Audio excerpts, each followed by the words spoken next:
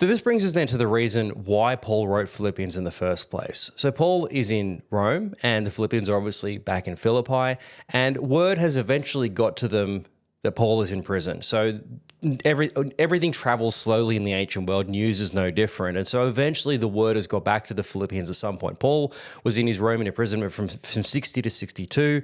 We don't know exactly when this letter was written, but maybe earlier on in his time there, the word has got back to the Philippians that Paul is in prison. And so naturally they've jumped into action and said, okay, well, we need to continue to send the support that we've been sending for all of these years, and especially now in a time when Paul is going to need that support. And so they have gathered up that support, they've gathered up the money that they were going to send to him, and they've sent that along with a guy by the name of Epaphroditus. Now, we don't know anything about this Epaphroditus apart from his name and apart from the fact that he was the one who brought the support in the first place. Now, at the very least we can assume about this guy that he was an important person in the church, certainly a trustworthy person in the church. To give somebody a bag of money and say, all right, head to Rome and make sure it gets to Paul, he could take that money anywhere. You've got to make sure that this is a person that you can trust. So they've given this task to Epaphroditus, and he's set off to Rome, which again is going to take at least another couple of weeks. So this whole process, from the time the news has eventually trickled back to Philippi, for them to gather the support to then send that back to Epaphroditus, we're probably talking about a good few months for this process to happen. So eventually Epaphroditus has headed towards Rome, and he's arrived there. And then from what Paul tells us later on, he's gotten very sick. Now, we don't know what it was, only that Paul says that he nearly died. So it must have been a pretty serious thing. And a sickness to death is pretty common in the ancient world. Most people die from diseases, tuberculosis, malaria, typhoid, very, very common. That's how most people die. So it's probably one of the big killers of the time. And it wouldn't have come as a shock of somebody being sick to the point of death. But for the Philippians, they wouldn't have known that. And that's where the trouble has really begun. They've sent the support.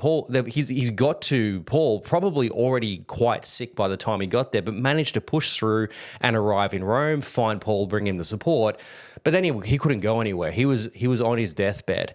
And so then the Philippians are back in Philippi saying, well, where's Epaphroditus? They wouldn't have expected him back the next day, but they would have assumed maybe within maybe 8 weeks or 10 weeks or something is when he's going to come back, and he hasn't returned.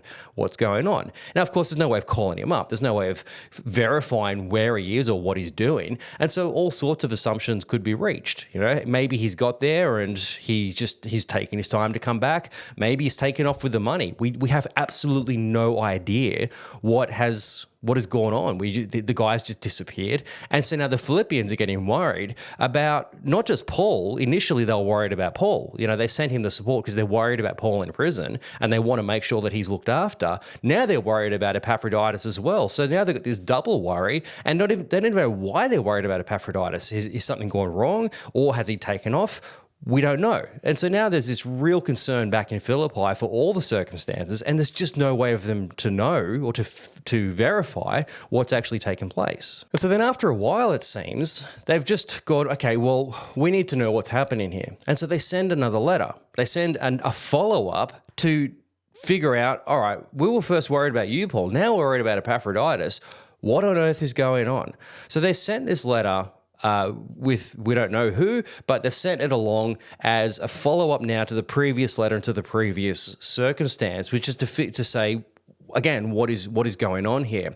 And so it's to this that Paul responds. Paul's point of writing our Philippians is not just to assure them of his own circumstances, which was their original concern, not just to say thanks for the offering, which was what the original visit was about, but now also to assure them that Epaphroditus is also okay, that he's with them, and then it's Paul's intention to send that letter back, so send this Philippians back with Epaphroditus. And so Epaphroditus would have been the one to return to Philippi with our letter to the Philippians, not just to assure them by letter that he's okay, but to assure them by his very presence, hey, I'm okay, I'm standing right before you. So technically then, Philippians is a follow-up to the follow-up, right? Philippians is kind of a reassurance of the two correspondences that have come to Paul, and as a way of saying to them, it's all okay, but most importantly, thank you for the original support that you sent, coming back to the point of what started all of this in the first place.